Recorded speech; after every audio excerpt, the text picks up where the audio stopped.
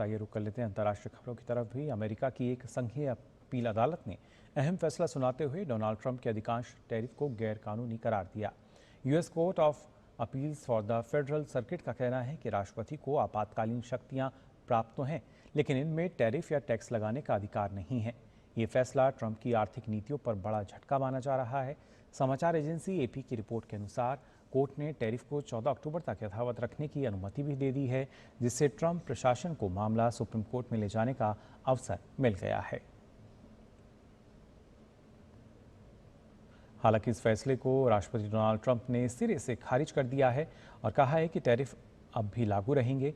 उन्होंने कहा कि अगर कभी ये टैरिफ हटा दिए गए तो यह देश के लिए पूरी तरह से विनाशकारी होगा, साथ ही यह अमेरिका को आर्थिक रूप से कमजोर बना देगा। भारत पर अमेरिका द्वारा लगाए गए 50% टैरिफ पर देश के उद्योग जगत ने कड़ी प्रतिक्रिया व्यक्त की है।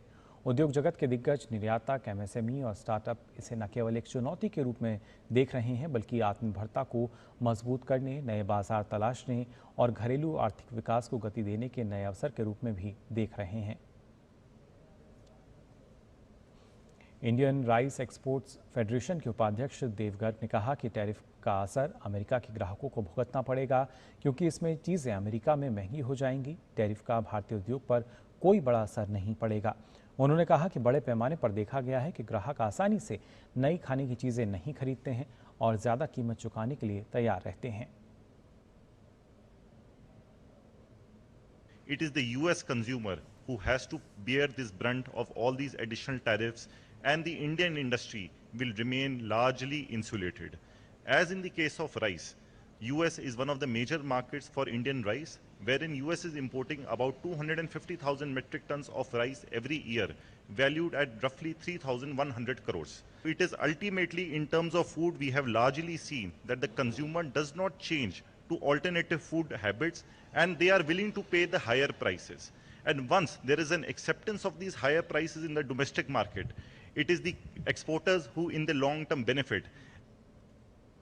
All India Gem and jewellery domestic Council के चेयरमैन संयम मेहरा ने कहा कि आभूषण उद्योग में लोगों ने भारत के सभी राज्यों समेत संयुक्त अरब अमीरात, सऊदी अरब, कतर और अन्य बाजारों में अपनी मार्केटिंग बढ़ाकर वैकल्पिक रास्ते बनाए हैं। ब्रिटेन और ऑस्ट्रेलिया के बीच मुक्त व्यापार समझौते से रत्न और आभूषण उद्योग पर सकारात्मक प्रभाव पड़ा है। उन्होंने कहा कि कारोबारी आने वाले 3 से 6 महीनों में अमेरिका के टैरिफ से पड़ने वाले प्रभाव को कम कर पाएंगे।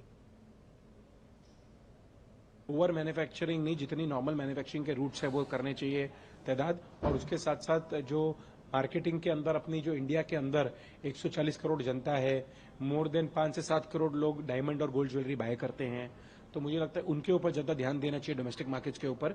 मिडिल ईस्ट मार्केट, चाहे वो सऊदी हो गया, Dubai, Qatar, GJC gem and jewellery domestic council ने, हमने भी दुबई, कतर, बहरीन के अंदर रोड शोज किए ताकि यहाँ की डोमेस्टिक ज्वेलरी वहाँ बिक सके। यूके के साथ और ऑस्ट्रेलिया के साथ ऑलरेडी एफटीए हो गया है, और हमारे जो कैपेबल कॉमर्स मिनिस्टर हैं वो बाकी कंट्रीज के साथ भी एफटीए इंडिया का करने जा रहे हैं। तो मुझे लगता है कि कोई भी चीज़ अगर अचानक से धक्के से होती है तो उसको थोड़ा समय जरूर लगता है वापस आने में, 3 से 6 मंथ लग सकते हैं इसको वापस हमारी इंडस्ट्री को इस धक्के से वापस लाने।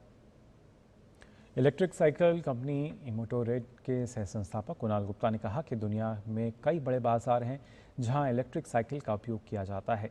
उन्होंने कहा कि अब अमेरिका से अलग हटकर अन्य बाजारों पर ध्यान देना होगा, जिनमें यूरोप, ऑस्ट्रेलिया, जापान और अन्य देश शामिल हैं। There are so many more bigger markets in the world where electric bikes are also consumed, and of course in the earlier strategy we used to largely focus on US as a market, but because it is one of the biggest countries in terms of consumption of this particular product. Now as a strategy we'll have to diverge from US and look at different other markets also, which includes Europe, Australia, Japan and different other economies.